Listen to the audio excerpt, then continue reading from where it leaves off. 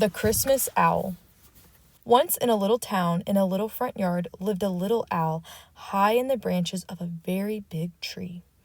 For the curious little owl, not even a year old, the world was filled with wonder. Streams were splashing, forests were flying, and friends of all feathers were merrily made. One day, when winter had arrived, the town around her began to transform. Houses were decorated, lights were strung, jingles and music filled the icy air. Little Owl watched and listened, and that night, when darkness came, the whole town glittered and glowed. "What is going on here?" she asked her friends. "Christmas," said Moose. "And what is that?" Little Owl said. "Not sure," said Rabbit. "No idea," said Skunk. "No one knows," said Squirrel, "but it happens every year."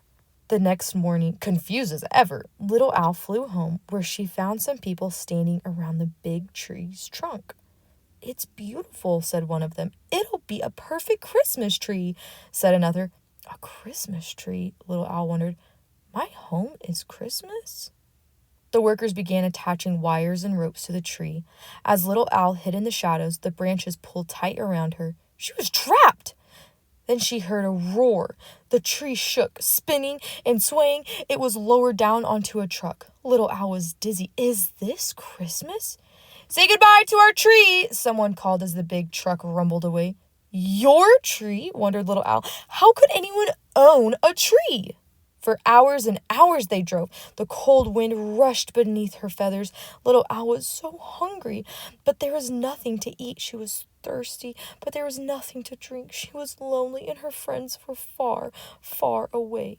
"Is this Christmas?" Pinned against the tree, she tried to sleep.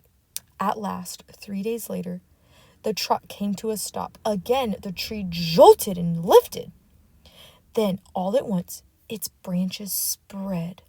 Worn and weak, Little Owl edged out into the light. "Where am I?"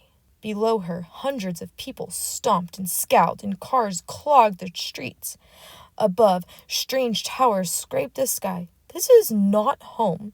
She tried to flap her wings, but she wasn't strong enough.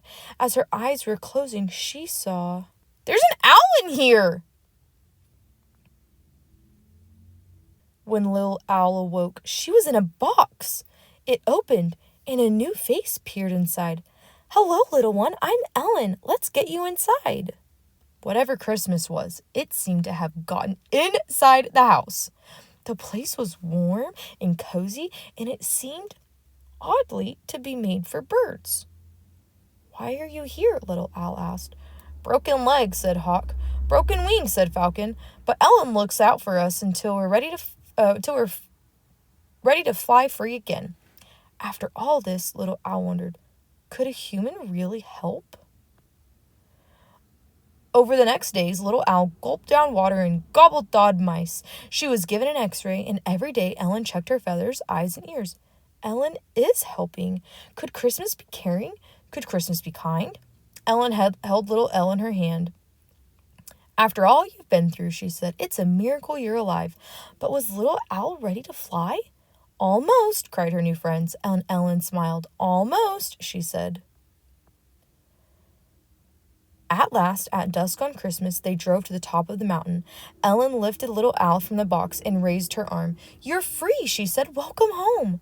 For the last time, the friends looked at each other. Then Little Owl flapped her wings and flew higher and higher into the sky.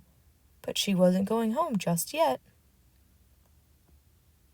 When at last she reached the very big tree, which was now a very big Christmas tree, she settled on her favorite branch. Bright and brilliant, the city was not what she remembered. The cars had disappeared. The great towers were merrily lit. The people were smiling and skating. Some were even singing. They held hands and hugged. All, it seemed, were eager to love. Is this Christmas? Yes, Little Owl thought, it must be. For some time, Little Owl sat, basking in the golden glow. When at last the moon peeked above the buildings, she knew it was time to go home. "You're back!" her friends cried, gathering round. "And just in time for Christmas!" squealed Moose. "Whatever that is," asked Rabbit. Actually, I may have learned something about it, said Little Owl as they nuzzled close. Could you tell us? Of course, said Little Owl, knowing full well that this was Christmas too. The end.